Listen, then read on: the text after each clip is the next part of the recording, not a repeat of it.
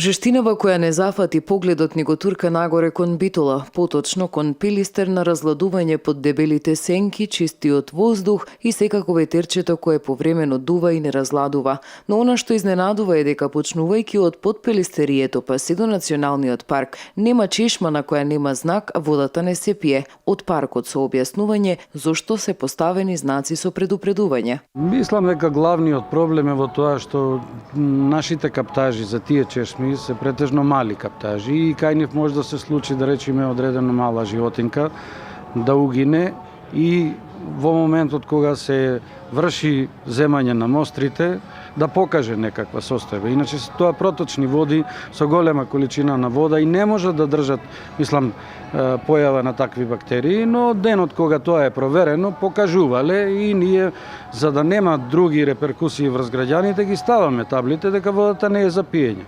Тоа значи дека утредента, ако се мери, може би е чиста. Но на 3 до 4 чесми се појавува такво нешто.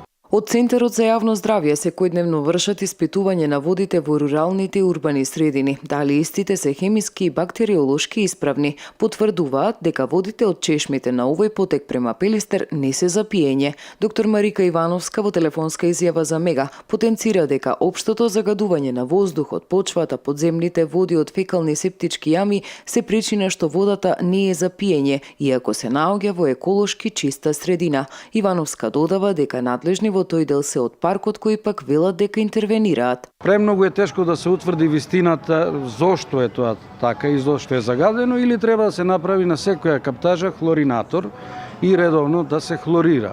Но количините не се толку големи за да можете вие, една служба би требала та посебна да го обслужува, да речеме водовод си има такви служби, но кај нас е тешко за се да имаш служба.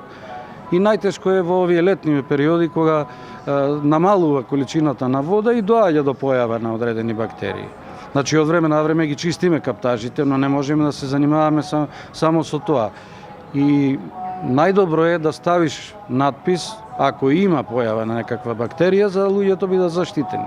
Во овој случај, доколку тргнете нагоре, барајќи ладовина, понесете си вода за пиење бидејќи водата во чешмите на Пилистер не се пие.